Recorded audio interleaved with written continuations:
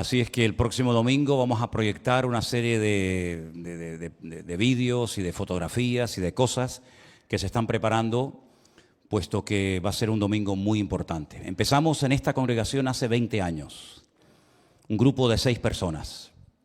La primera reunión que tuvimos la tuve ahí arriba, en una de las habitaciones, con ese pequeño grupo, y no entrábamos por esta puerta, sino que entrábamos por la puerta de lo que hoy en día sería el rastro, porque éramos un pequeño grupo de personas que, bueno, poquito a poco fue creciendo, y van a ver imágenes muy interesantes también del tiempo que trabajamos en Bolivia. Estuvimos, si no recuerdo mal, 5 años trabajando con niños que tenían mucha necesidad allí en Santa Cruz de la Sierra, en Bolivia. Viajamos varias veces allí, estuvimos manteniendo un comedor que llegaron a tener pues casi 270 niños comiendo cada día. Allí estuvimos, invertimos muchísimo dinero, muchísimo tiempo. Y después el Señor también nos movió para abrir un lugar donde poder recoger niños de la calle en Malindi. Malindi se encuentra en África, en Kenia.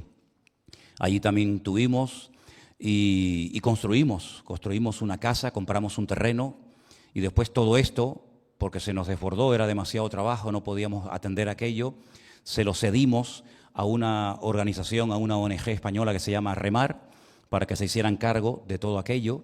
Y muchos de ustedes no conocen esa etapa. Muchos de ustedes no saben nada de aquellos viajes, de aquellas aventuras que hacíamos hace años, cuando a veces para ir a África, comprando los billetes más baratos, teníamos que ir por 3 continentes, dando tumbos, durmiendo en el suelo en un aeropuerto, durmiendo en Doha, en Qatar, durmiendo en cualquier parte, y viajando de noche por aquellas carreteras africanas, casi diríamos que jugándonos la vida, porque la primera vez que lo hicimos, cuando se enteraron los africanos al día siguiente, nos dijeron: ustedes están locos, ¿cómo se atreven a viajar de noche con alguien desconocido, más de 600 y pico kilómetros por carreteras de África? Y fue realmente un tiempo también muy, muy bonito, un tiempo extraordinario.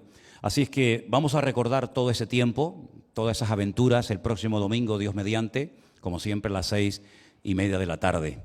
Por supuesto no podrán asistir todos, pero vamos a retransmitir el culto para que los que no puedan asistir, pues por lo menos lo puedan ver. Quiero recordarles a todos ustedes que tenemos un proyecto que consiste el próximo mes de mayo. Elena y yo estaremos saliendo, queremos visitar a todos los miembros de nuestra iglesia virtual del grupo número 3. Saben que la iglesia virtual es algo que nació en este tiempo de confinamiento. Cientos, miles de personas se han estado acercando al Señor y se han puesto en contacto con nosotros, y hemos ido formando diferentes grupos por naciones, por diferencias horarias. Y el próximo mes queremos visitar a los hermanos de España y vamos a ver hasta dónde podemos acercarnos de algunas partes de Europa. Estaremos viajando, estaremos haciendo, he calculado, entre 6.500, 7.000 kilómetros de distancia, de kilómetros, bautizando hermanos que se quieren bautizar, yendo a lugares donde hay hermanos que ya están con un cáncer terminal muy avanzado y que quieren pues conocernos y estar con ellos hasta el último minuto que el Señor les conceda de vida. En algunos casos llegaremos tarde, porque ya algunas hermanas, concretamente una hermana que vive en la península, pues ya está en la presencia del Señor y ya no vamos a tener la oportunidad de conocerla personalmente. Pero yo les pido mucha oración, hermanos, para que el Señor nos proteja, para que el Señor nos cuide espiritualmente, físicamente, en las carreteras, de noche viajando por esas carreteras, y que el Señor nos guarde de todo esto que está pasando, que podamos entrar y salir a todos los municipios, provincias, pueblos grandes, pueblos pequeños, y podamos visitar al mayor número posible de hermanos. Será nuestro primer viaje misionero para poder visitar a la iglesia virtual del grupo número 3. Todavía quedan centenares de hermanos que no podemos conocer en este año.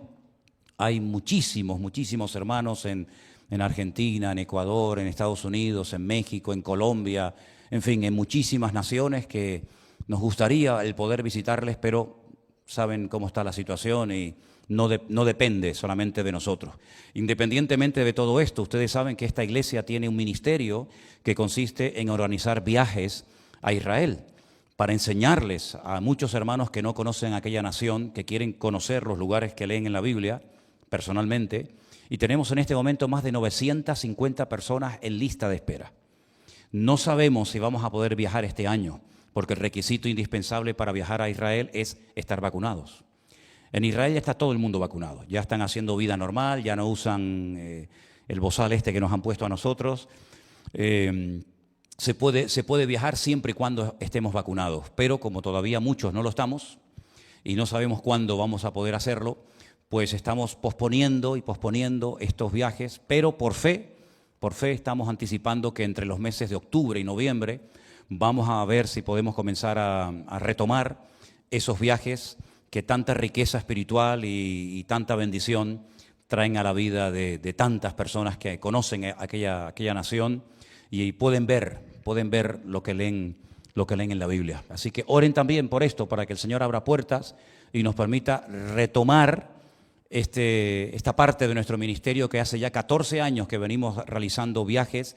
Ya he perdido la cuenta, ya no sé cuántas veces he viajado a Israel y las que faltan, si Dios lo permite, pero pido también que estén orando para que pronto también la iglesia pueda ofrecer este servicio a muchos pastores, a muchas congregaciones de todas partes del mundo que quieren viajar a Israel y quieren ir con alguien pues que les explique y se mueva por allí y les lleve a muchos lugares que quieren conocer. Así es que oren también por este proyecto. Amén, hermanos. Y ahora vamos a orar para que el Señor en esta tarde lo que Él ha puesto en mi corazón compartir sea de bendición y todos y cada uno de ustedes y los que están en sus casas también puedan ser bendecidos con esta palabra. Oramos al Señor.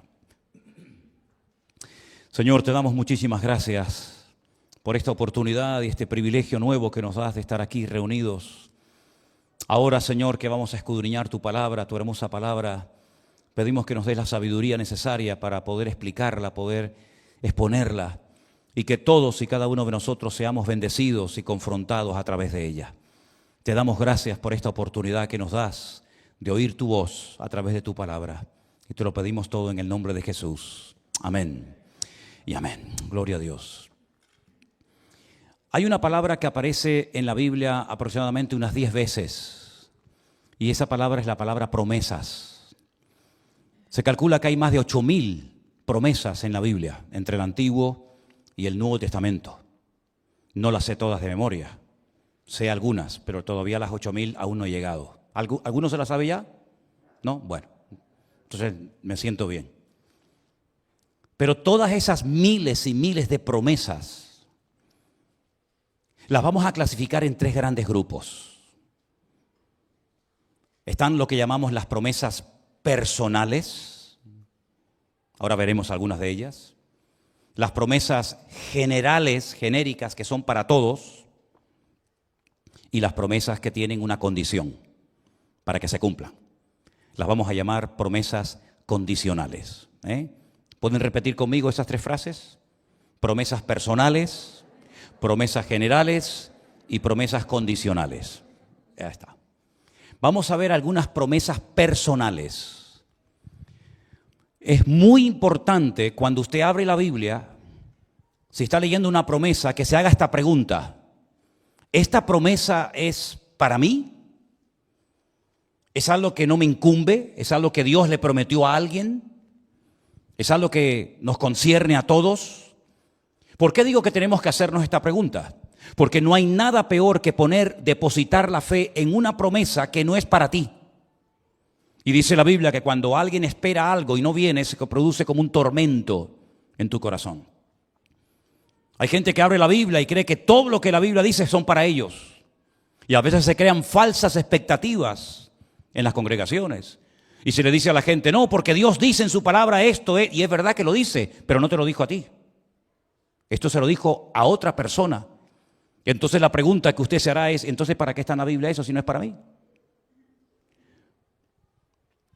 Hay muchas cosas que están en la Biblia que no fueron directamente escritas para nosotros, promesas que no se dieron a nosotros en este tiempo, pero están para enseñarnos una lección y para ver cómo Dios trató con ese hombre, con esa mujer, con ese pueblo, con ese país en un momento puntual de la historia, para que sepamos cómo actuar nosotros en momentos puntuales o en situaciones similares a las que ellos pasaron. Pero hay promesas que no nos afectan a nosotros, que están ahí para ver si realmente lo que Dios le prometió a esa persona, ¿se cumplió o no se cumplió? Antes de comenzar a leer algunas promesas personales que no nos incumben a nosotros, pero que están ahí en la Biblia, y son muchas, por cierto, permítame decirles que cuando uno lee la palabra de Dios, uno antes debería de orar y pedirle al Señor: Señor, abre mi mente, abre mi corazón, mi entendimiento, para que yo pueda en todo momento discernir qué significa esta palabra, por qué se escribió esa palabra, por qué este mal ejemplo está en la Biblia y por qué este buen ejemplo también está en la Biblia. ¿Qué es lo que tengo que tener hacer una aplicación personal y saber interpretar adecuadamente la Biblia? No es fácil, lleva años, pero no es un imposible. Porque la Biblia no se escribió para complicarle la existencia a nadie. La Biblia es un manual práctico y la Biblia la puede entender cualquier persona. Un niño puede leer la Biblia y entenderla, y un adulto también. Una persona que recién comienza a dar los primeros pasos en el cristianismo y una persona que lleva toda la vida con Cristo también pueden entender la Biblia. La Biblia no se escribió para confundir la mente de nadie, sino al contrario, es para abrirte la mente, para hacerte sabio, para quitar las escamas de tus ojos y para que sepas cómo comportarte en la edad que tienes, en la condición que tienes y en el lugar en el que te encuentras. Vamos a comenzar en Génesis capítulo 12, promesas personales. Vamos a analizarlas en esta tarde. Génesis capítulo 12, versículo del 1 al 3 dice: pero Dios le había dicho a Abraham, fíjense el tiempo del verbo, le había dicho, no se lo está diciendo por primera vez, se lo está recordando más bien.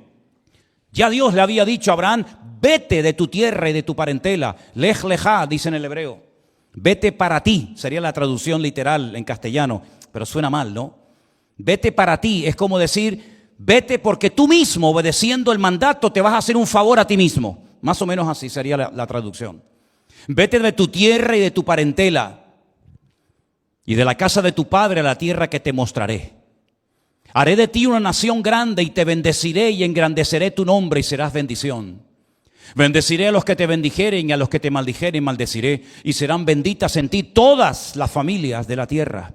¿A quién le dijo el Señor esto? ¿A quién le prometió esta palabra? A Abraham. La condición era que tenía que irse lejos de su tierra, de su parentela, de sus amigos, de sus familiares, dejarlo todo.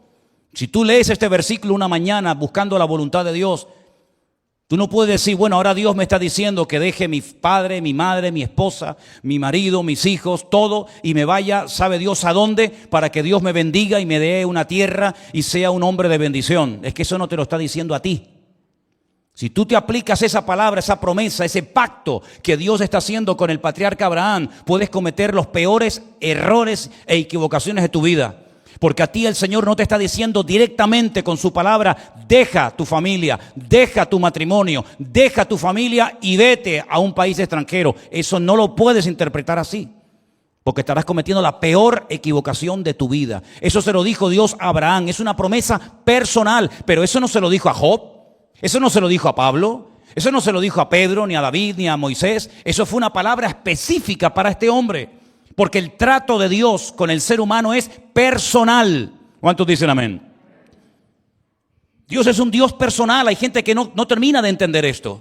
Es verdad que Dios trató con una nación llamada Israel durante siglos. Pero ya Dios se ha acercado de tal manera al hombre que ahora el hombre puede tener una comunión, una relación, puede tener intimidad con el hombre. La relación de Dios contigo tiene que ser personal, y la forma como Dios te trata a ti, hermano, no es igual a la forma como le trata al otro, o viceversa. Porque no hay dos personas iguales, y aunque Dios es el mismo para todos, Dios no le habla a todo el mundo de la misma manera. Y Dios, como es un Dios personal, le dijo a Abraham: si tú quieres entrar en mi proyecto, si tú quieres ser un hombre de bendición, las condiciones son esta y esta. Y esto es lo que yo te prometo. Padre de multitudes, te bendecirán o te maldecirán, y los que te bendigan serán benditos, y los que te maldigan serán malditos. Y si no, miren ustedes a lo largo de la historia, y tenemos casos recientes de personas que se atrevieron en público, haciendo un mal uso de los medios de comunicación, maldecir al pueblo de Israel desde sus entrañas, y desde sus entrañas se pudrieron y hoy en día están debajo de tierra. Esto no es una broma. Es mejor quedarse callado y no decir nada que decir tonterías y jugarte la vida y morir antes de tiempo. Eso es una promesa personal de Dios a Abraham. Y más adelante en el capítulo 13, Dios le sigue dando promesas a él particularmente. Dios le vuelve a hablar a Abraham y después que Lot se apartó de él, Lot era su sobrino. Alza ahora tus ojos y mira desde el lugar donde estás hacia el norte, hacia el sur, hacia el oriente y hacia el occidente. Porque toda la tierra que ves te la daré a ti y a tu descendencia para siempre. Haré tu descendencia como el polvo de la tierra, que si alguno puede contar el polvo de la tierra, también su descendencia será contada. Levántate, ve por la tierra a lo largo de ella y a su ancho, porque a ti te la daré. A ti Dios no te dice eso. A ti Dios no te dice que te va a dar todas las Islas Canarias y todo el continente europeo y toda Latinoamérica y todo lugar donde vayas, Dios te lo va a entregar. Eso no te lo dice a ti. Y si alguien predica desde un púlpito diciendo, hermano, Dios nos ha entregado esta tierra, se equivoca, se confunde, está manipulando la Escritura. ¿Y cuánta gente ha manipulado la Biblia? Me da igual si se llaman pastores, evangelistas, apóstoles, profetas, me da exactamente igual. Lo que está mal, lo haga quien lo haga y lo diga quien lo diga. Y Dios no nos ha dicho a nosotros que nos va a entregar terrenos, tierras como herencia. Eso no se lo ha dicho a ningún creyente, pero a Abraham sí. Era el trato directo y personal de Dios con Abraham. Y estoy poniendo ejemplos para que ustedes se den cuenta que un texto fuera del contexto forma un pretexto. ¿Y cuántas veces se crea una expectativa incorrecta en una congregación? Y todo en la iglesia está esperando y esperando esa palabra que no sé quién predicó y enseñó desde un púlpito y nunca se va a cumplir. Porque no podemos confundir promesas genéricas con promesas personales o con promesas condicionales. No actúan igual, son promesas sí, pero son diferentes. En el capítulo 15 de Génesis, Dios le sigue hablando a Abraham. Le dice, aquel día Dios hizo un pacto ¿con quién? ¿Contigo? ¿Contigo hizo un pacto Dios? ¿Dónde lo hizo? ¿Por qué y cuándo? Nada, no es así. Un pacto con Abraham. Y ese pacto, ¿qué decía? A tu descendencia le daré esta tierra, la tierra de Israel. Desde el río de Egipto. ¿Cuál es el río de Egipto? El Nilo, ¿no? Desde Egipto, el río más largo del mundo, 6.666 kilómetros. Desde el río de Egipto hasta el río Grande. Cuando la Biblia habla del río Grande, ¿cuál es el río Grande en la Biblia? El río Éufrates, el que está ¿dónde? En Irak, allí en la Mesopotamia. Fíjate el territorio que Dios le está prometiendo a Abraham. Desde Egipto, no sé cómo estáis de geografía, hasta el Éufrates, toda esa tierra te la daré a ti y a tu descendencia. La tierra de los ceneos, de los ceneceos, de los cadmoneos, que nombres más raros, de los eteos, de los fereceos, de los refaitas, los amorreos, los cananeos, los gergeseos y los jebuseos. No tengo tiempo para explicar quiénes eran esos pueblos o quiénes son en la actualidad esos pueblos. Solamente decirles que los últimos que leí, los jebuseos, eran los habitantes ¿de dónde? De Jerusalén.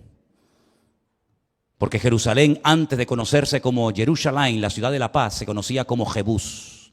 Recuerden que les he dicho muchas veces que es la única ciudad del mundo que en la Biblia recibe 70 nombres diferentes. Y uno de ellos es Jebús. Los jebuseos eran los habitantes de Jerusalén que no fueron conquistados cuando Josué entró en la tierra prometida, sino en el tiempo del rey David, dice la Biblia que entró y conquistó Jerusalén y la convirtió en la ciudad del reino, la ciudad del rey David. Esa es una promesa que Dios le dio a Abraham. No es una promesa que le ha dado a la iglesia. No es una promesa que le ha dado a un pastor. Es una promesa que Dios le dio particularmente a un hombre. Capítulo 17, del 1 al 8. Era Abraham de 99 años cuando se le apareció Dios y le dijo, yo soy el Dios todopoderoso, el Shaddai, el todo suficiente, el que no necesita de nada ni de nadie. Anda delante de mí y sé perfecto. Y pondré mi pacto entre mí y ti y te multiplicaré en gran manera. Entonces Abraham se postró sobre su rostro y Dios habló con él y le dijo, he aquí mi pacto contigo, serás padre de muchedumbre de gentes. Versículo 5, y no se llamará más tu nombre Abraham, que significa Padre enaltecido, sino que será tu nombre Abraham. Dios le añade una letra, la letra Hey, y aumenta el valor numérico de su persona y lo convierte en padre de multitudes, porque te he puesto por padre de gente, de muchedumbres de gentes. Y te multiplicaré en gran manera y haré de ti una nación, y naciones de ti, y reyes saldrán de ti. Y estableceré mi pacto entre mí y ti, tu descendencia después de ti en sus generaciones, por pacto perpetuo, para ser tu Dios, y él tu descendencia después de ti. Y el versículo 8 dice, y te daré a ti y a tu descendencia después de ti la tierra en que moras, toda la tierra de Canaán, en heredad perpetua, y seré el Dios de ellos. ¿Dónde entra la iglesia ahí? ¿Dónde está una iglesia local ahí? En ninguna parte. Eso es un trato, son promesas específicas, concretas, que Dios le dio a este hombre, y ¿se cumplieron o no se cumplieron? Por supuesto que se cumplieron. Y son promesas personales. Es el trato de Dios con un hombre. Y de ahí tú puedes sacar lecciones, como por ejemplo que Dios habla con una persona, que Dios cumple lo que se le promete, que la tierra de Israel forma parte de aquella herencia perpetua que el Señor le dio a Abraham, etcétera, etcétera. Pero no puedes decir que a mí Dios me hará padre de multitudes, porque entonces eso quiere decir que te tienes que casar y tienes que tener hijos. Y los que no se casen, esa promesa no es para ellos. ¿Te das cuenta cómo se puede llevar al engaño? Y se puede crear, repito, una falsa expectativa, apropiándote de promesas que son personales y que no son genéricas, que no son para todos sus hijos, sino forman parte del trato de Dios con esa persona. Hay más. En el capítulo 18 del mismo libro del Génesis, Dios le dice en el versículo 10, entonces le dijo, de cierto volveré a ti y según el tiempo de la vida, he aquí Sara, cuyo nombre significa princesa, tu mujer tendrá un hijo. Y Sara escuchaba a la puerta de la tienda que estaba detrás de él. ¿A quién se le prometió un hijo? Abraham con su esposa Sara. Si usted quiere coger ese versículo y decir que mañana usted se va a quedar embarazada y va a ser madre, pues allá usted. Pero está haciendo lo que se llama una incorrecta exégesis. Es decir, le está sacando al texto lo que no dice. Está tratando de aplicar y de forzar y de obligar a la Biblia a que se adapte a su necesidad, en vez de usted adaptarse al tiempo en el que Dios le dijo, Abraham, seréis padre. Y por eso es muy importante que usted, cuando lea la Biblia a partir de ahora, usted le pregunte a la Biblia, usted hable con el texto y le haga preguntas. ¿A quién se le dijo eso? ¿Por qué se le dijo eso? ¿Cuándo se le dijo eso? ¿Dónde se le dijo eso? Esta es una promesa genérica, personal. Todo eso se lo tiene usted que preguntar al texto, y eso es lo que se llama hacer una correcta exégesis. Y no es coger la Biblia y Tim Marín de Dos Pincue de Cucaramaca, la titri fue aquí, esto Dios me dijo a mí. No, eso no es así, eso no es así. Eso actúan los niños, los infantiles, los que no tienen dos dedos de frente, los que no han madurado, ni quieren madurar, ni quieren crecer, los que van a la Biblia como si fuera una especie de la tabla, la ouija, ¿no? Ahora pongo el dedo aquí, mañana lo pongo allá y mañana sabe Dios dónde lo pongo. No es así, no es así la forma correcta de un hijo de Dios tratar con su padre. Dios es un Dios personal, y eso es lo que Dios quería para Abraham y para usted. Tiene otro proyecto, tiene otros planes. Ni mejor ni peor, sino simplemente que uno tiene que descubrir cuál es el propósito de Dios para su vida y para la vida de cada uno de nosotros. ¿Me siguen? ¿Estamos de acuerdo, no? Creo que es fácil entender esto. Voy a ponerles un ejemplo más. Mi querido amigo David. El rey David. La Biblia nos enseña que hay un momento en el que él tiene una preocupación. Y esa preocupación es: ¿quién se va a sentar en el trono después de él? Y usted va a ver cómo hay momentos en los que Dios le dice a David, no te preocupes, estate tranquilo, no te pongas nervioso, porque nunca faltará un hijo varón que se siente en tu trono. Y vemos que después de la muerte del rey David, se sentó en el trono su hijo Salomón, y así sucesivamente durante generaciones y generaciones. Son promesas personales que no nos afectan a nosotros, que no tienen nada que ver con nosotros. Ahora bien, hay otro tipo de promesas que ya son generales, genéricas para todos. Por ejemplo, el Señor es mi pastor y nada me faltará. ¿A quién le dijo eso? Al pueblo de Dios. ¿Es Dios tu pastor? ¿Es Dios tu Dios? ¿Es el Señor de tu vida? ¿El que lleva las riendas de tu vida? ¿Él mora en tu corazón? ¿Sí o no? Pues eso es para ti, mi hijo. Cuando el Señor Jesucristo dijo, he aquí yo estoy con vosotros todos los días hasta el fin del mundo. Se lo dijo a sus discípulos que representaban en ese momento a la iglesia del Señor, a todos los creyentes a lo largo de la historia. Puedo yo decir hoy y puedo estar convencido de que Dios estará conmigo en la juventud, cuando sea mayor, cuando tenga salud, cuando esté enfermo, cuando esté bien, cuando esté mal, cuando me aplaudan, cuando me critiquen, cuando me calumnien, cuando vengan y dejen de venir. Puedo decir hoy yo, Dios estará conmigo todos los días hasta el fin del mundo, ¿sí o no? Claro que sí, mi hermano. Son promesas generales para todos. Pedid y se os dará. No, ustedes sí, pero usted no. No. Buscad y hallaréis, llamad y se os abrirá. Todo el que pide recibe, todo el que busca halla, todo el que llama se le abrirá. Son promesas para todos y gloria a Dios por esas promesas. Amén, hermanos. Gloria a Dios por eso. Clama a mí y yo te responderé y te enseñaré cosas grandes y ocultas que tú no conoces. Oh, gracias Dios mío, porque puedo clamar a ti. Puedo clamar a Dios y el Señor me va a oír y me va a responder. Y si yo preguntara en esta tarde, dígame algunos de ustedes promesas genéricas, promesas que afectan, que incluyen a todos, seguramente estaríamos toda la tarde y toda la noche mencionando una y otra, porque si hay algo que todo creyente sabe es pedir y aprenderse promesas de la Biblia. Eso sí que se lo aprenden al momento. Pero luego hay muchas promesas en la Biblia, queridos hermanos, que llevan una condición implícita en ella. Una promesa que se va a cumplir siempre y cuando se cumpla la condición. Les pongo un ejemplo de un versículo súper conocido de la Biblia. ¿Quién no conoce Romanos 8:18? ¿Alguien lo sabe? Claro, si lo pones así de fácil lo va a decir todo el mundo. Y sabemos que los que aman a Dios, todas las cosas les ayudan a bien. ¿Sí o no? ¿Lo sabemos? Porque la Biblia dice, sabemos. Tú tienes que saber eso. Pero ¿cuál es la condición para que todo lo que ocurre en tu vida sea de bendición y no sea una tragedia? Los que aman a Dios. Los que no aman a Dios quedan fuera. Esta promesa no es para ti, mi hijo. Hay otras, pero esa no. Si quieres que todas las cosas te ayuden para bien, tienes previamente que asegurarte de que tú amas al Señor tu Dios. Y ese es el principal mandamiento de toda la Biblia. Amarás al Señor tu Dios con todo tu corazón, con toda tu alma y con toda tu fuerza. ¿Sí o no? Eso forma parte de lo que se llama el Shema en Israel. El niño antes de ir a la escuela, antes incluso de saber leer y escribir, ya se aprende de memoria ese versículo. El famoso, escucha Israel, el Señor nuestro Dios uno es. Shema Israel, Adonai Eloheinu, Adonai Echad.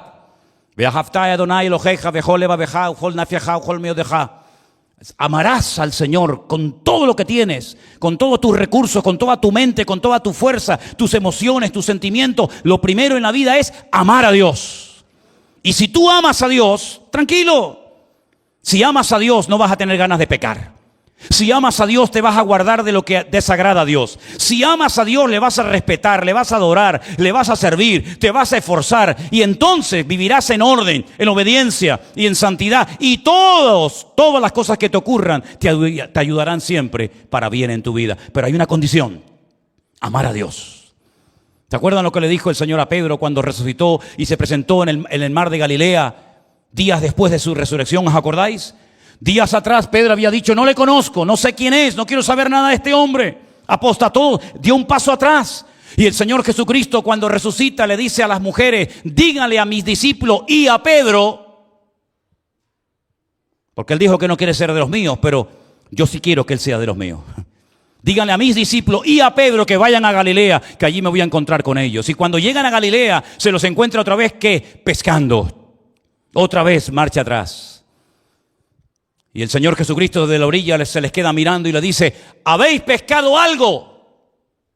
Y la respuesta fue terrible. ¿Cuál fue? Nada, Señor.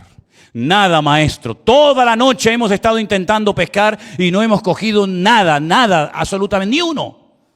Toda la noche. ¡Qué casualidad! Toda la noche trabajando. Y el otro día les pedí en Jerusalén que oraran conmigo 1 hora y se quedaron dormidos. Y ahora han estado toda la noche trabajando, sin resultados. ¿Pero cómo es esto? ¿Cómo es posible que hay cristianos que están todo el día trabajando, y después no pescan nada, dicho sea de paso? Y cuando el Señor le pidió a sus discípulos que oraran por él 1 hora, la noche más triste de su vida, cuando lo iban a crucificar, se le quedaron dormidos. Las paradojas de la vida, ¿verdad? No tengo tiempo para el Señor, no tengo tiempo para servir a Dios, pero para lo tuyo siempre tienes tiempo. No sé cómo te las arreglas, querido. Echar la red a mano derecha. Y dice la Biblia que cuando obedecieron al Señor, lo que no habían sido capaces de hacer en toda una noche, lo consiguieron en décimas de segundo. Dice que la red por poco se les rompía y tuvieron que hacer señales a los compañeros para compartir la bendición. Porque cuando Dios te da es para compartir la bendición, no es para que te la comas tú solo para ti. Y cuando llegaron a la orilla comenzaron a contar 1, 2, 3, madre mía, qué barbaridad. Esto es una 30, 40, 50, 60, 80, 90. Y dice la Biblia que ¿cuántos peces cogieron, sí o no? Ustedes saben que en hebreo las letras son números, los números son letras. Y 133 es Ani Elohim, yo soy Dios. Es decir, cuando cuente 133 es como si dijera Ani Elohim, yo soy Dios, yo soy el que ha hecho este milagro. Comieron, se saciaron, estaban contentos, ya tenían comida, tenían todo. Y de repente el Señor interrumpe la cena y le dice a sus discípulos, perdón, a Pedro, Pedro, dime, maestro, ¿tú me amas? ¿Te ha preguntado alguna vez? Bueno, seguramente tu mujer te lo habrá preguntado, ¿no? Pero ¿te ha preguntado alguna vez algún amigo, algún conocido, ¿tú me amas? Es una pregunta un poco fuerte, ¿no? Dice, ¿este de qué va? Pero es el maestro, es Dios el que te está preguntando, ¿me amas?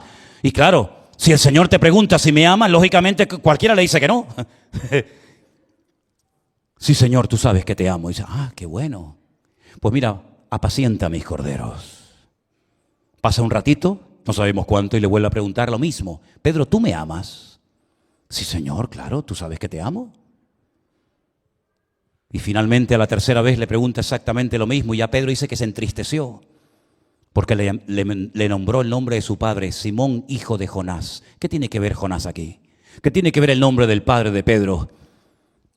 Fuiste un rebelde, te distanciaste de mí la noche que más te necesitaba, la noche que menospreciaste a tus hermanos y dijiste, aunque todos te dejen, yo nunca te abandonaré. La noche que dijiste, yo estaré contigo y si tengo que dar mi vida contigo, la daré. Esa noche me fallaste. ¿Dónde estabas, Pedro? Calentándote en fuego ajeno. No tuviste el valor ante una criada romana de decirle, sí, yo soy del maestro. ¿Y qué pasa? Yo soy uno de ellos.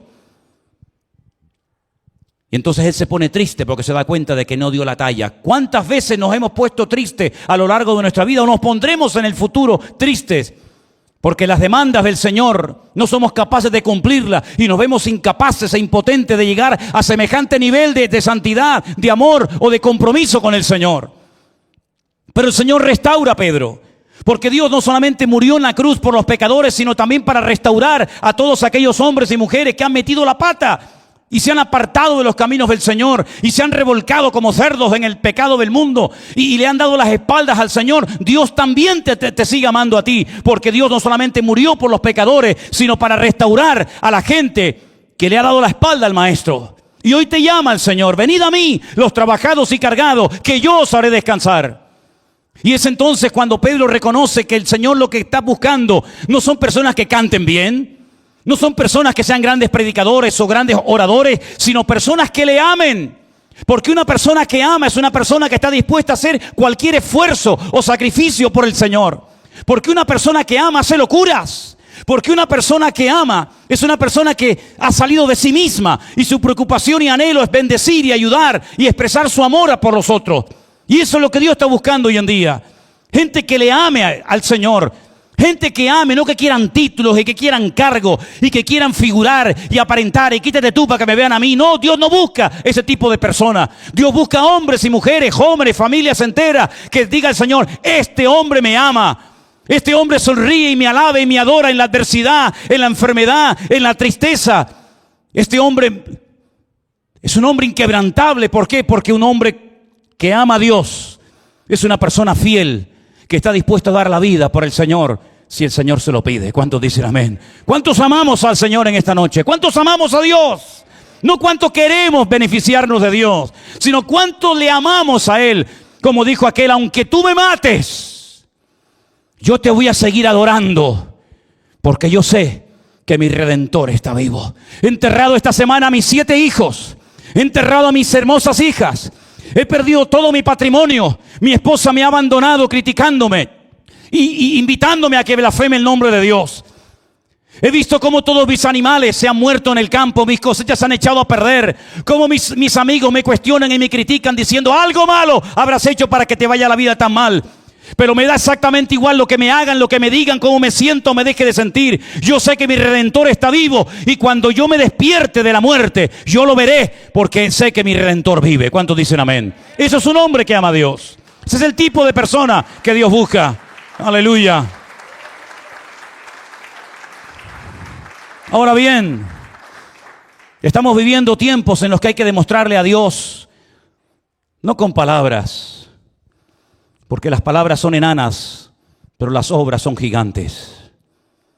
Y Dios lo que busca son gigantes, hombres y mujeres, que sepan cómo batallar en estos tiempos y cómo obtener resultados, y cómo no desmoronarse ni venirse abajo. Esta lectura que voy a leer esta tarde, se ha leído en esta tarde desde el mismo púlpito y se encuentra en Mateo capítulo 6. Y son palabras de nuestro Señor Jesucristo que deberíamos de aprendernos todos de memoria y más en estos tiempos en los que nos ha tocado vivir. Yo os digo, no os afanéis por vuestra vida.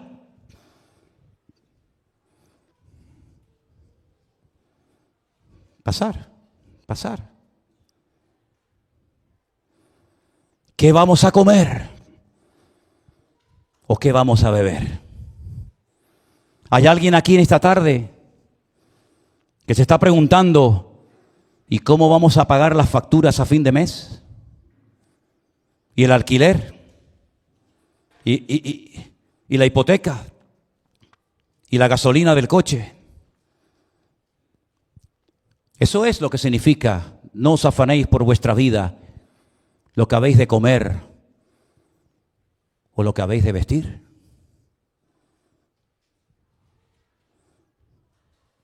Yo quiero que ahí en el fondo, ¿me estáis escuchando bien en el fondo? Siéntense. Las dos, ustedes, siéntense. Esto tienes que escucharlo. Yo les voy a decir a ustedes lo que tienen que hacer cuando te vengan a la cabeza estas preguntas, que todos las hemos hecho en nuestra vida. Y te voy a poner un ejemplo. En el año 1990, en enero del año 90, lo que te voy a contar ahora cambió mi vida. Hay varias cosas que en mi vida me han impactado y no las olvidaré nunca. En el año 1990, en enero, bien temprano en la mañana, un sábado, me subo a lo alto de una montaña, el Monte de la Curota, en Galicia, provincia de Pontevedra, provincia de La Coruña, en Galicia. Mi sueño era ir a Argentina a predicar el Evangelio. Tenía una carga tremenda por poder ir a Argentina y ver lo que allí estaba pasando en aquellos años, un despertar espiritual tremendo. No teníamos ni dónde caernos muertos. Éramos pastores de una pequeña iglesia que habíamos abierto en mi casa, después alquilamos un local, después fuimos a otro local. Y ya habíamos sentido en el corazón que era el momento de salir a la aventura, sin saber lo que allí nos iba a pasar. Teníamos un coche que me había regalado mi suegro, un Volkswagen Golf, pero no tan bonito como el que tiene Mario. 4 modelos atrás, el más sencillito. Yo no soy tan rico como Mario. ¿Y saben qué? Mi intención era venderlo y con lo que me dieran, comprar unos pasajes para Elena, para Priscila, que tendría... ¿Qué edad tenías en el año 90? 3 años. La gandula aquella, la gigante aquella, 3 años tenían aquellos años. Y en aquellos años había gente que venía a España y se quedaban. Y después, lo que le voy a contar ahora dirán, pero ¿eso pasó en España? Y tanto.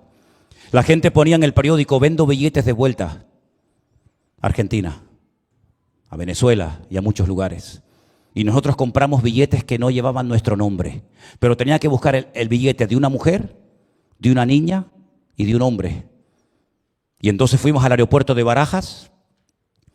Esa persona metía las maletas y si el avión se caía, Manolo, Elena y Priscila nunca habían muerto porque nunca supuestamente se habían subido al avión, sino aquellas 3 personas que nos dieron su tarjeta de embarque. Así viajamos a Argentina en junio del año 1990. Pero mis planes eran vender mi coche, comprar los billetes y marcharme a Argentina a vivir por fe. Al día siguiente yo iba a predicar acerca de este mismo pasaje. No os afanéis por vuestra vida, que habéis de comer, que habéis de beber, ni por vuestro cuerpo, que habéis de vestir. ¿No es la vida más que el alimento y el cuerpo más que el vestido? Mirad las aves del cielo que no siembran, ni ciegan, ni recogen en graneros, y vuestro Padre Celestial las alimenta. ¿No valéis vosotros mucho más, hombre de poca fe? De todo este pasaje yo iba a predicar. Y cuando bajaba por la montaña, al final de una recta, en una curva, habían echado lo que llamamos aquí en Canarias picón, esa piedrecita en el asfalto. Y cuando quise tomar la curva a la derecha, el coche me patinó y me caí al vacío. Esa sensación de que estás cayendo es como ir en la montaña rusa, ¿no? Aunque en la montaña rusa sabes que de alguna manera vas a llegar de donde saliste, pero yo no sabía dónde iba a caer. Esa sensación de caer al vacío y pensar, Dios mío, es mi último día de vida. Grité con todo mi corazón, me agarré al volante, no llevaba el cinturón. Grité con todo mi corazón, Señor, sálvame. Y en ese momento, ¡pum!, el coche se detuvo, quedó así, de morro. Los limpiaparabrisas entraron para adentro, el cristal salió entero y me cortó por aquí, por la cabeza. Sangraba por la cara. Y yo pensaba que era la gasolina del coche lo que me estaba cayendo en la cara, pero así. Digo, no sabe a gasolina. Y cuando me miré, era sangre.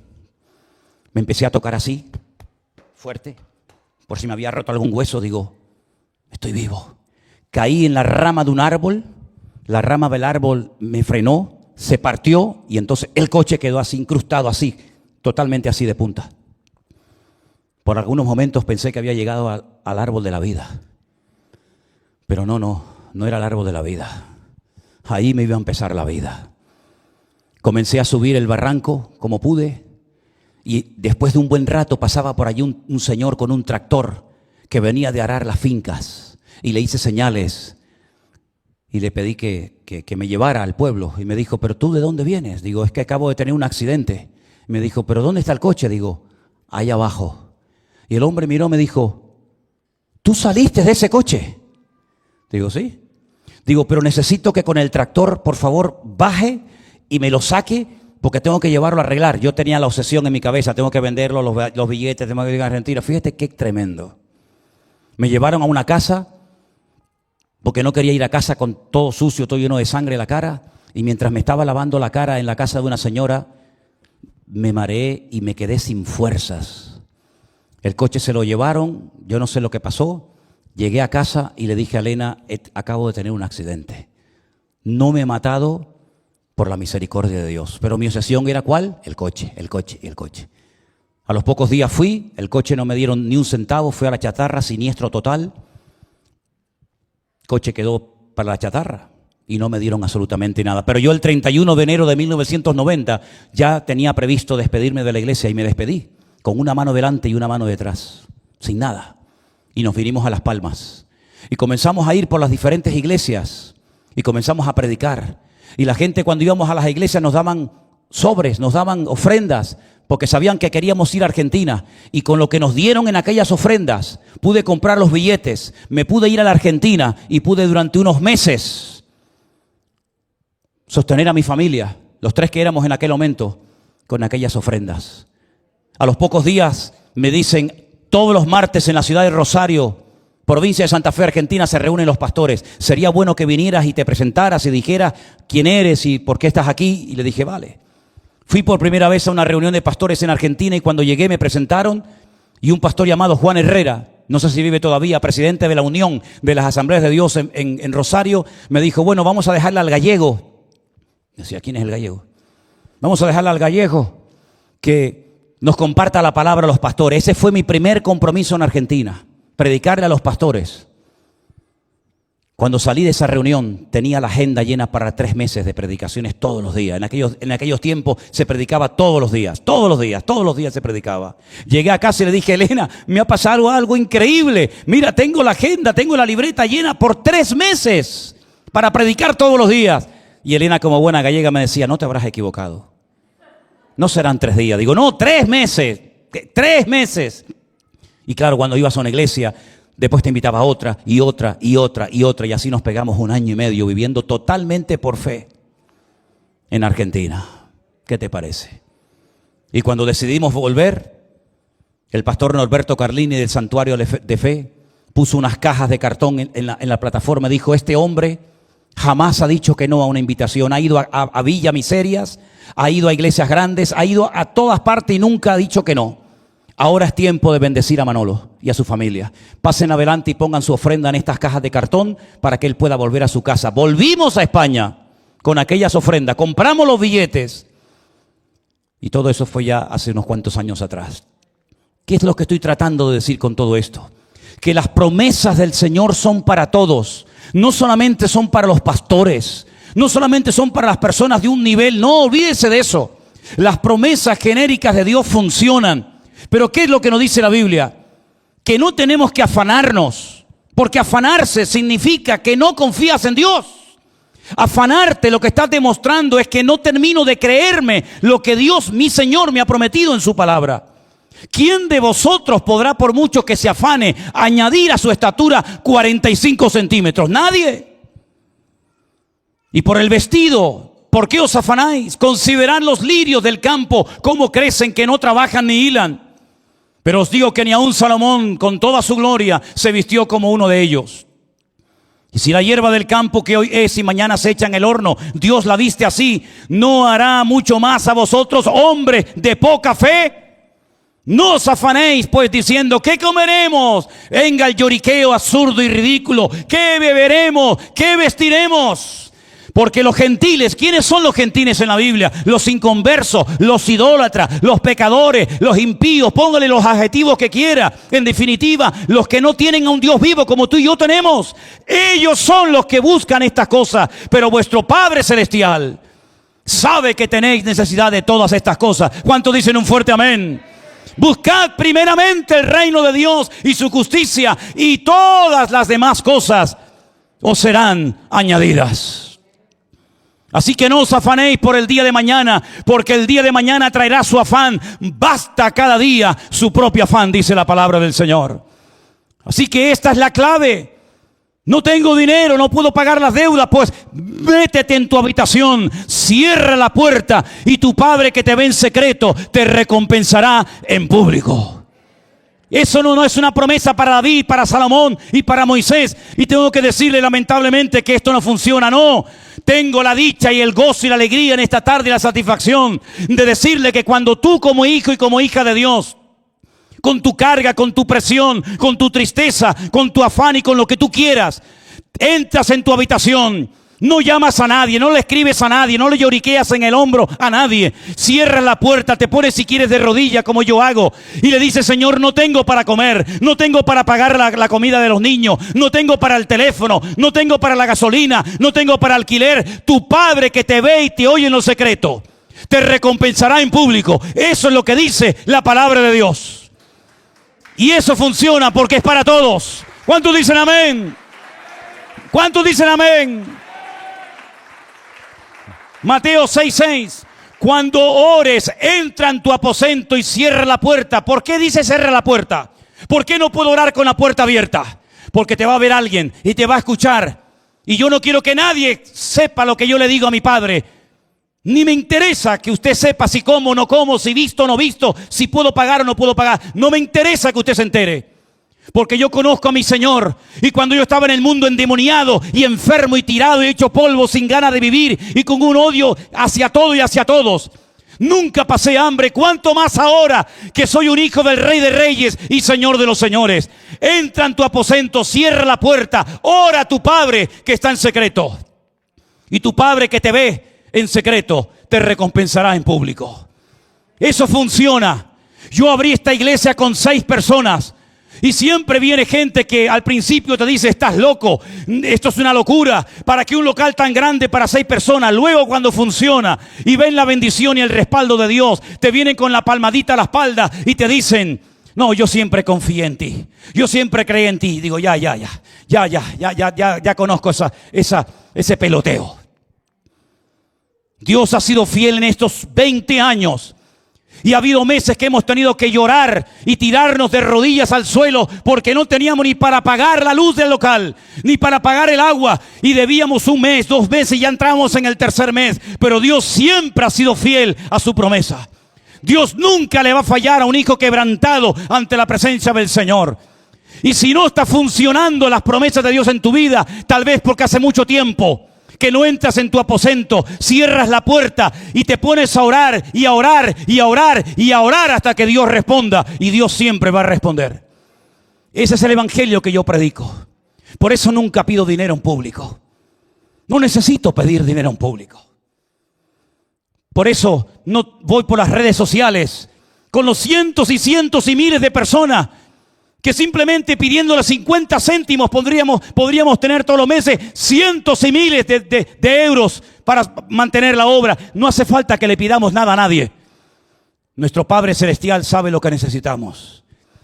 Y cuando esta iglesia se cerró el año pasado, el 15 de marzo del 2020, 1 mes y otro mes sin nadie, predicando a sillas vacías, predicando a un local lleno de eco, porque ni siquiera teníamos esta moqueta ni estas alfombras que amortiguan el eco. Cuando estábamos aquí, Miriam y Elena y yo simplemente, y hablábamos supuestamente al aire, y nos preguntábamos, Señor, ¿cómo vas a hacer tú? Cuando siempre le preguntamos al Señor cómo, la respuesta siempre es igual. Lo que es imposible para los hombres es posible para Dios. Sin diezmos, sin ofrendas, sin ayuda de nadie, sin el rastro abierto durante meses, el Señor comenzó a suplir y ayudar. Y cuando ustedes vinieron a la iglesia, se encontraron sillas nuevas, se encontraron cámaras nuevas, se encontraron equipos de sonido, se encontraron moquetas. ¿Por qué? Porque el Señor tocó el corazón de miles y de miles de hermanos nuestros en todas partes del mundo para la gloria de Dios. Ese es nuestro Dios. Ese es nuestro Dios.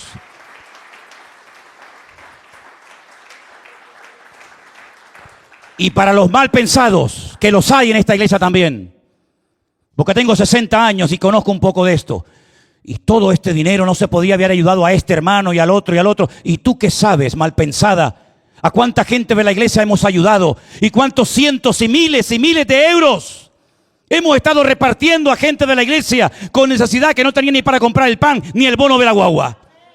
Así que antes de hablar y antes de criticar, cierra la boca, porque no sabes lo que estás diciendo. Y si te cuesta dar a la obra de Dios, no des ni un duro a partir de ahora. Porque no necesitamos depender de los hombres. Yo he aprendido a depender de mi Dios. Y yo sé lo que es sentarme a una mesa con mi mujer en Burgos, Medina de Pomar, hace años, con el plato, con el vaso, el tenedor, la cuchara y nada para comer. Ni siquiera para poder comprar una miserable bombona de gas para poder hacer comida, que ni siquiera la teníamos. Pero oramos. Y le dimos gracias al Señor por los alimentos, porque repito, si en el mundo no pasé hambre, en Cristo tampoco la pasaré. Y si tuviera que pasarla, el Señor me ayudaría para gozarme en la adversidad.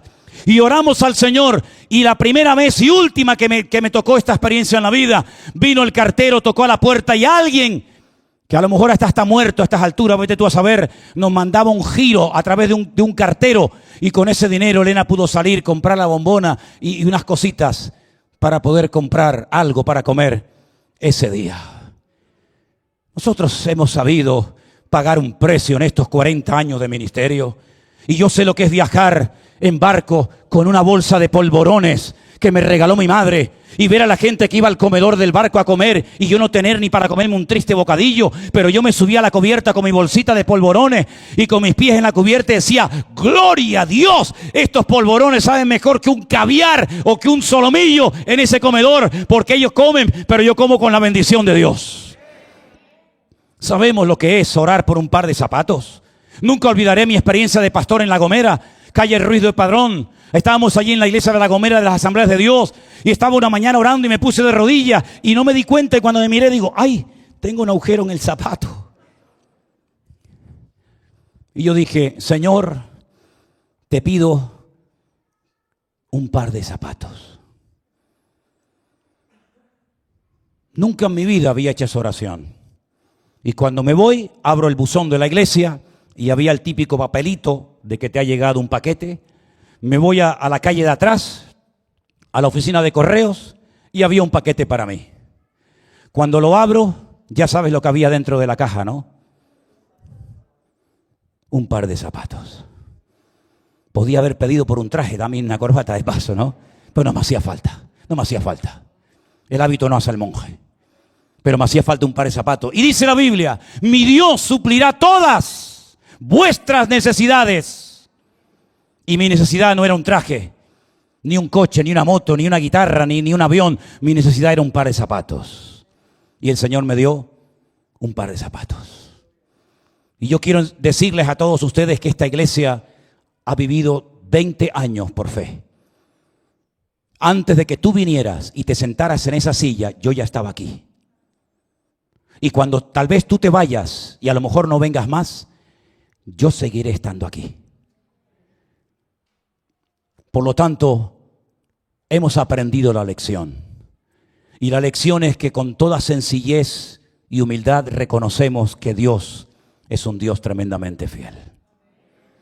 Y Dios nos ha ayudado y nos ha cuidado. Y díganme ustedes, si no es un milagro que a estas alturas de la vida ningún hermano entre nosotros ha caído enfermo, sino que nos encontramos sanos para la honra y para la gloria del Señor. ¿Cómo no voy a amar a Dios? ¿A qué otra cosa en la vida piensan ustedes que yo a estas alturas me voy a dedicar sino a honrar, a servir a mi Señor? Como si tenemos que dormir en una gasolinera, como si tenemos que dormir en un hotel, en una casa, en un barco, en la calle, me da exactamente igual. ¿O es que acaso no hemos dormido con los niños de nuestra iglesia en La Gomera, en un colegio abandonado en El Cedro? Cuando íbamos por ahí con los niños y nos quedábamos a dormir al aire libre, ¿para qué creen ustedes que aquellos tiempos en el ejército donde nos llevaban de marchas nocturnas para hacer supervivencia, todo aquello fue un entrenamiento y una preparación para poder llegar hasta aquí y decirles, hermanos, cierre la puerta, que hace tiempo que la tiene muy abierta. Póngase de rodillas, ore al Señor y mañana, tal vez mañana, cuando te levantes, el milagro ha llegado a la puerta antes que tú. El otro día me levanté temprano como cada mañana a hacer el devocional. Y aún ni siquiera había abierto el manual del devocional y recibo un WhatsApp de mi hija Priscila. Y me dice, un pastor de Estados Unidos, el pastor José Arenas, te ha mandado una ofrenda.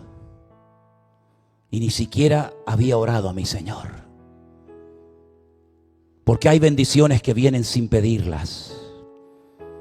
Pero cuando tu corazón está alineado con Dios, las cosas fluyen de tu vida.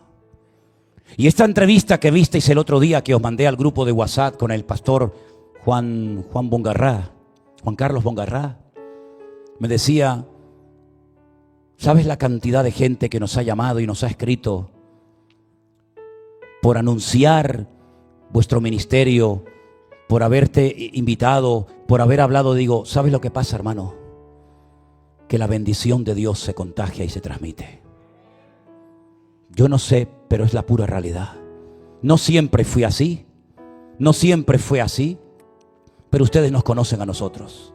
Nosotros hemos vivido casi 4 años dentro de esta iglesia y nos gozamos y nos alegramos. Cuando no podía dormir la siesta ni preparar el mensaje del día siguiente, porque los jóvenes venían a las 4 de la tarde a ensayar, cuando el culto les empezaba a las 6:30 y eran las 8 de la noche y aún seguían pim pam pum pum picacham chum pum. Pero no pasa nada, nos gozábamos en el Señor. Queridos hermanos, aprendan a gozarse en cada momento de la vida.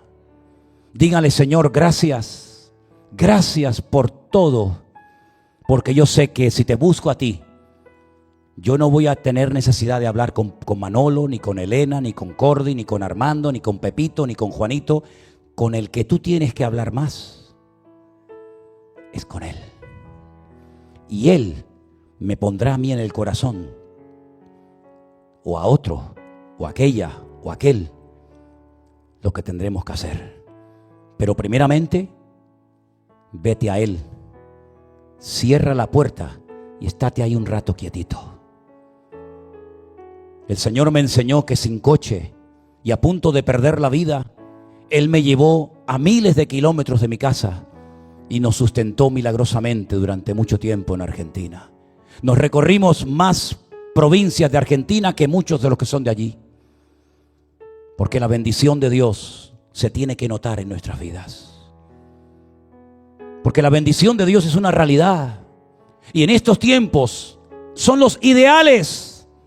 Nunca hemos tenido una oportunidad mayor y mejor para ver la fidelidad y la bondad de Dios que en estos tiempos. Yo quiero que ustedes se acostumbren a depender de Dios. Yo quiero que tú te acostumbres a llorar y a llorar delante de la presencia del Señor, como lloraba el Señor en el Getsemaní. Pero cuando salía aquel león rugiente y triunfante que venció a la muerte y al diablo en la cruz del Calvario. Ese es nuestro Dios. ¿Tú te crees que vas a tener más preocupación y más carga por tus hijos que nuestro Dios? Si vosotros, siendo malos, sabéis dar buenas dádivas a vuestros hijos, de tal manera que si tu hijo te pide un pan, nunca le vas a dar una piedra, un pescado, un escorpión. ¿Cuánto más mi Padre Celestial, dijo el Señor, os dará las cosas que ustedes necesiten? ¿Cuánto más? ¿Te sabes mover en este terreno? ¿Te sabes mover en este área? Acostúmbrate, porque el mundo irá de mal en peor, pero la iglesia irá de gloria en gloria, y de victoria en victoria, y de bendición en bendición. Y el mundo ha comenzado a tener envidia de los cristianos, porque ven que los cristianos sonríen en la pandemia, porque ven que los cristianos adoran a Dios en la pandemia, porque ven que los cristianos se gozan en la pandemia y no se vienen abajo como el mundo se viene abajo, sino que nosotros podemos decir: yo sé en quién he creído, y Él estará conmigo todos los días hasta el fin del mundo. ¿Ha quedado claro el mensaje? ¿Tenéis necesidades? Todos. Pues ya sabes lo que tienes que hacer. Te encierras en la habitación. Si te tienes que acostar antes, lo haces. Cierras la puerta, apagas el móvil, quitas el teléfono, el internet, todo lo que te pueda molestar, y te pones ahí de rodillas el tiempo que sea necesario. Pero cuando te levantes y digas eso de en el nombre de Cristo, amén, sonrisa que te pego, gloria a Dios y aleluya, que el Señor está a punto de hacer un milagro en mi vida. ¿Cuántos lo creen? Yo quiero que tú tengas esas experiencias con Dios, porque son promesas genéricas absolutamente para todos y cada uno de nosotros. Nos ponemos de pie, queridos hermanos, por favor. Cierra tus ojos ahí donde estás, por favor, y vamos a orar a nuestro Dios para que la bendición de Dios y una buena actitud de corazón nunca falte en nuestra vida.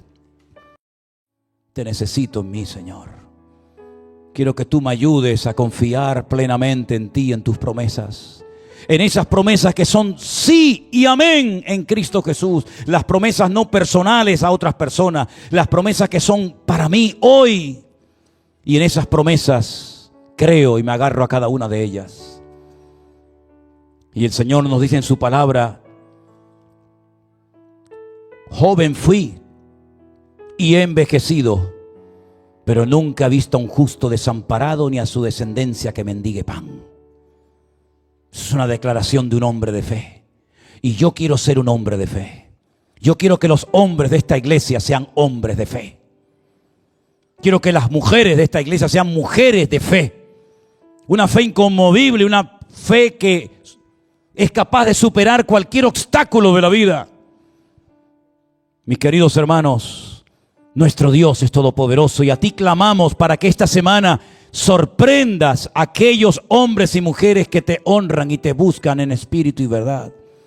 Que tú nos ayudes, Señor, y que tú proveas toda necesidad en abundancia.